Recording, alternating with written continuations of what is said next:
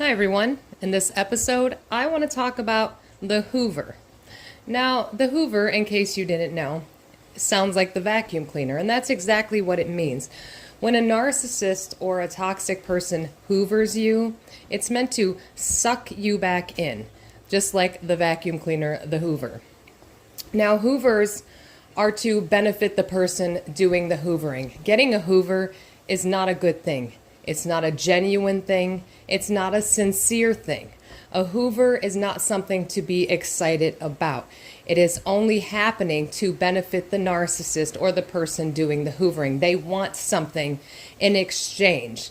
When a person hoovers you, they want something from you, whether that's just your attention, narcissistic supply, or to get some kind of reaction out of you by getting you to respond and then immediately ghosting you afterward.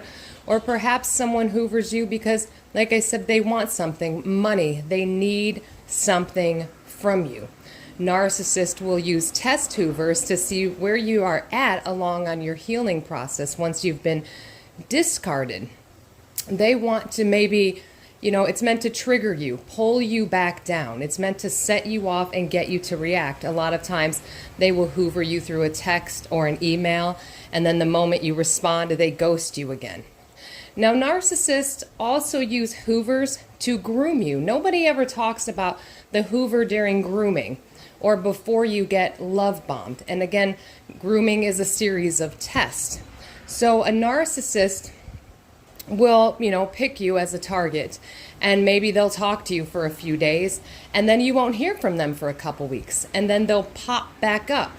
And these are a series of tests to groom you to see if you are going to be a good source of narcissistic supply in the future, if you are worth the investment to go through the love bombing. However, what people don't realize is that devaluation starts immediately with the narcissist, even during love bombing.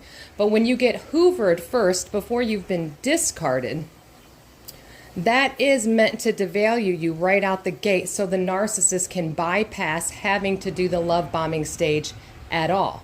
Because if a narcissist meets you and they talk to you for a few days, and not even in a love bombing sense, they just are communicating with you, and then they ghost you for a week, 2 weeks, and then they pop back up again, that is a hoover. They want to see if you're still willing to respond to them. They want to see how responsive you are during these tests. And if you respond well, if you're, oh, hey, narcissist, I'm so happy to hear from you again, they know that you are on the hook. And they can bypass love bombing altogether, and that is less work for them to have to do. Meanwhile, they're gaining narcissistic supply by you replying to their hoovers and waiting on them to keep responding. You respond to them and then you sit there and you wait. So that's another way a hoover works. Usually hoovers come after you've been discarded, when the narcissist has found a new source of supply and it doesn't work out. The narcissist will come back and hoover you. And they do this because a narcissist, like I said in other episodes, their cycle of abuse is pathological. So they always need someone to devalue. And the point of devaluation is because they need someone to internalize all their dysfunction in order for them to feel regulated and be able to perform for the outside world. Narcissists are master manipulators and master magicians. So they are very good at making the outside world believe that they truly love and care for you, and they really are doing everything they can for you, and they're so supportive and they're so A, B, and C, yet somehow insidiously running smear campaigns. But usually the smear campaigns don't ramp up until you've been replaced with a new source of supply. Meanwhile, the smear campaigns are masked with concern by the narcissist. They're so concerned for your behavior. They really love you, and they don't know what else they can do because the relationship, no matter what they do, isn't good enough for you. However, once you've been replaced with a new source of supply, that's generally when the narcissist will really ramp up the smear campaigns and start in with how crazy you are, how terrible you are, how much you abuse them, when in actuality, those are projections of everything they did to you. So when you get a hoover, it's not something to be happy about. A Hoover, again, is meant to gain narcissistic supply. It is because the narcissist or any person that hoovers someone. A Hoover is not of good intentions. People think that a Hoover means, oh, they want me back, oh, they miss me. No, what they miss is something that you are providing them. You know, narcissists need someone to provide them services. Maybe it was sex, maybe it was money, maybe it was a place to live. It's always something they want in exchange. If a person genuinely cares about you and loves you, that's not a Hoover. If a person shows back up in your life, that's different than a Hoover. Remember, a Hoover is not sincere. A Hoover is something to suck you back in so they can get something from you. Now, when a narcissist hoovers you, it can only go so many ways. You'll get the random text, the random email, hey, how have you been? You know, but they never want to discuss any of the issues that led to them needing to hoover you, which is because you were discarded for somebody else, or finally you left because you couldn't take any more of their abuse. So they'll hoover you through text or through an email, which right there to me is a big red flag. Because if someone was genuine, you know, when someone is sincere, they make a gesture that shows sincerity, not a text that says, hey, what's up? Hey, how are you? You know, not an email where they avoid all accountability. And then when you attempt to hold them accountable, they ghost you again to avoid that accountability, or the gaslighting starts all over. Now, if a narcissist is just hoovering you to get supply and test the waters, knock you down a peg or two and disrupt your healing, that's pretty much what you'll get. It's just a, hey, what's up? And then you'll respond and the cycle will start all over. Now, if a narcissist wants a relationship, wants to get back together with you and says, oh, I want to work things out, they will use the Hoover to suck you back into the relationship. Now, again, remember, relationships end for a reason, and it's usually because the narcissist discarded you for what they thought was going to be a better source of supply than you. So I want you to keep that in mind if the narcissist returns. Remember all the people that they said were better than you, that they discarded you for to replace you, because you just weren't good enough anymore. Now, when somebody replaces you, discards you like garbage, and replaces you with someone that they say is better than you, you know, preferably you should probably just leave them there. Because if they didn't think you were good enough when they had you, they're not going to treat you any better when you go back. And that's exactly true with the narcissist. When a narcissist hoovers you and you get back in a relationship with them, the abuse gets worse and the cycle runs faster. So usually their cycle begins, the evaluation begins immediately. They cannot hold on to love bombing you for very long because, again, their cycle is pathological. So they always have to be devaluing someone in order to be able to regulate their emotions. So in order for a narcissist to stay in a love bombing phase with someone, they have to actively be devaluing another person. And if a person is sincere about wanting to be back in a relationship with you, the first thing they're going to want to do is resolve all the past issues with you before expecting you to just jump back into a relationship with them. And when it comes to a narcissist or a highly toxic person, they're not going to be willing to do that. What they're going to say to you is, hey, you know what? Let's just be together now. I promise we'll discuss these issues later. And they will use future faking to make you believe that they will address the issues in the future. But no, you have to understand, if a person is not willing to address the issues immediately before demanding things from you, then it is not sincere. Again, a Hoover is nothing sincere. It is meant for an exchange. It is meant to get something out of a person. If a person was being sincere when they return in your life, they wouldn't expect anything in return from you. They would say what they need to say because they genuinely want to make that peace with you and would not expect anything from you. And they would be willing to have some accountability for the fact that the relationship was a previous failure.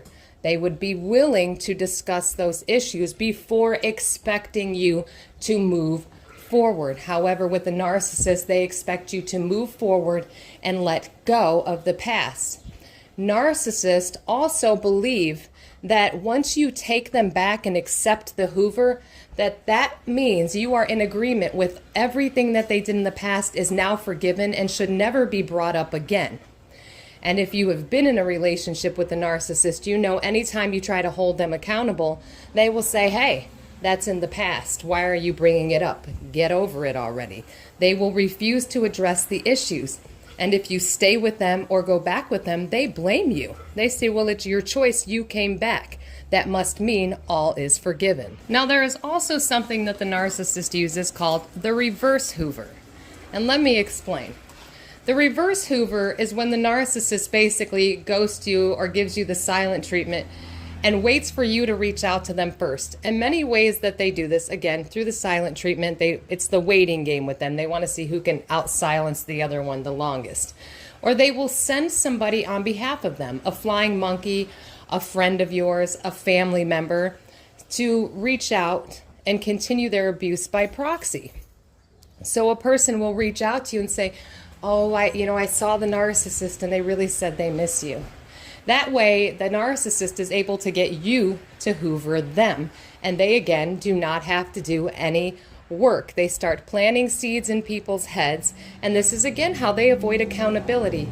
It also is a way for them to keep themselves safe from being rejected, because a narcissist has a very fragile ego, so they fear rejection and abandonment. And if they fear that you might reject them, they will do the reverse Hoover.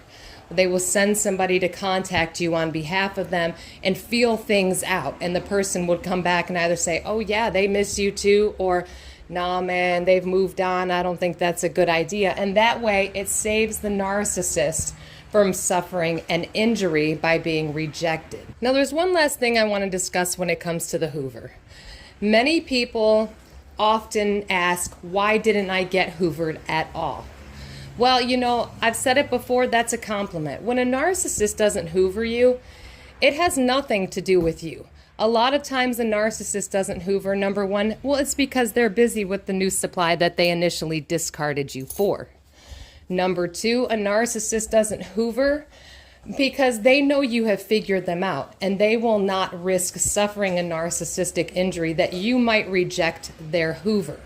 That, again, is why they will have other people kind of feel you out and test things out for them, test the water, so that way they can avoid any form of rejection. Another reason a narcissist does not Hoover is because, and I said this in another video, you're not toxic enough for their lifestyle, or you've surpassed them in some way and your healing has just gone far beyond what they could ever reach. So when you're not toxic enough, that means your narcissistic supply isn't potent enough to sustain them for very long. And many times people will get a Hoover from a narcissist just because the narcissist needs you to bridge that gap between, losing the previous source of supply and finding another one. And you don't ever want to be someone's bridge to fill a gap. Now, I briefly want to talk about people who actually want to be Hoovered. And like I said, not getting a Hoover is a compliment. When a narcissist or a toxic person Hoovers you, that is not a good thing. Let me repeat myself again. Let me reiterate. It is not a good thing. A Hoover is meant to get something from you. It is not sincere, or else it wouldn't be called a Hoover. If it was sincere, it would be a person sincerely showing up at your doorstep, willing to talk to you and apologize for what they have done to you. Now, if you're in that place where you want to Hoover so that you can get back at that narcissist, because that's a lot of times why people want to get Hoover. They're like, I wish that narcissist would Hoover me so I could give them the silent treatment, or I could do A, B, and C and hurt them back. First of all, a narcissist does not recognize emotion and pain the same way that you do. So it's impossible to get even with the narcissist. The only real way is to step back and leave a narcissist to their own devices. Everybody worries about them getting their karma. And their karma is you moving on and healing, because a narcissist expects you to always be in the devaluation phase, waiting on their return. And when you stop waiting on their return and start taking that energy and focusing it on yourself, that is the narcissist karma. And like I said, if you're in that place where the only reason you want to be hoovered is so that you can get revenge or hurt the narcissist back or give them a narcissistic injury, then you really need to evaluate some things, because you're not healed. Because intentionally wanting to hurt another person is a sign of a lot of unhealed wounds. And that's okay. You're allowed to be unhealed. You've been through a lot. But don't be like a narcissist. A narcissist intentionally inflicts pain on people to get narcissistic supply out of your pain, your suffering, and your reaction. And you don't want to do that. The more you heal, the more you let go, that is their karma. And I got to tell you, for me, when I was healing, I look back on it and I'm like, the narcissist and his friends that did what they did to me, let me tell you, his karma are his so-called friends. Because the day that we started dating, his friends were constantly asking me, what are you doing with him? Why are you with him? You're too good for him. His friends were always soliciting me for sex, trying to get me to do all these weird things with them, grabbing me, touching me, crossing my boundaries, and he was aware of these things. Now, I've got to tell you, who needs enemies when you've got friends like that? Do you know what I'm saying? His friends were always trying to hook me up with other people. They were trying to hook up with me. And I'm like, wow, you know what? It really doesn't matter what I do in life, because his karma are his so-called friends. So I want you to think about that. Narcissists surround themselves with people just like them. That's how they normalize their behavior and their dysfunction. And when people are willing to, rally in on smear campaigns and listen to nonsense, or if you try to go to somebody and say, hey, I'm being abused, when you were trying to reach out to people, when you were going through this and you kept trying to tell people, hey, this isn't true about me, I'm being abused, I don't know why this is happening, and you were engaging in reactive abuse, the narcissist was dog whistling you, setting you up in public to make you look like the offender. Anyone that is a decent person, and people are unhealed. And a lot of reasons why people don't want to hear your side is because that shines a light on their dysfunction. And that would require them to have to self-reflect and look at themselves for even jumping in on the bandwagon. And people, then they just, project more onto you. And that's a defense mechanism. Projection is a primitive, immature ego defense mechanism that everyone suffers through. Everyone does it. And I'll do a separate episode on that. So when you try to reach out to people to defend yourself, number one, you're giving the narcissist supply. Number two, the people are going to project their unhealed wounds onto you because you are trying to call them out and asking them to have accountability for helping the bullying, for running the smear campaign with the narcissist. And people do not want to take accountability for the bad things that they have done. So it's easier to just continue to devalue you and make you feel like you're the problem. I promise you, people who say the flying monkeys don't know, yes, they do, because we all know right from wrong. Just like the narcissist knows right from wrong. Just like the narcissist knows when they hoover you versus showing up and being sincere. These are two different things. So remember that. When a narcissist hoovers you and they show back up, before you jump on the bandwagon and you go running back, try holding that narcissist accountable for everything they did to you and see what happens. I have a video about that as well, on how to identify if the narcissist is actually sorry. Because narcissists, they feel a form of remorse, but it's for themselves. Everything that we engage in is a learned behavior. So these are their learned behaviors. They've learned to navigate through life behaving this way, and it works for them. So you have to remember that, if a narcissist is sincere, they will be willing to take accountability. And a narcissist will never make you, if someone loves you, they will never make you do anything you're uncomfortable with. And narcissists are always testing your boundaries, always pushing the boundary, always crossing your boundaries. So don't let that happen. Put up a boundary. Say, no, I don't like that. No, I'm not comfortable with that. Force them to have accountability. If they refuse to take accountability or try to future fake you into believing they'll take accountability for it in the future, no. Because right then and there, the moment you agree to that, the narcissist already knows that your boundaries are not firm. You still have unhealed wounds that they can easily exploit for their benefit. So those are just some things to think about when it comes to hoovering. I hope this video helped. I want you guys to have a great Sunday. It's wonderful outside where I'm at. So stay strong, stay safe, and keep getting the knowledge. You are all going to be amazing. So don't give up.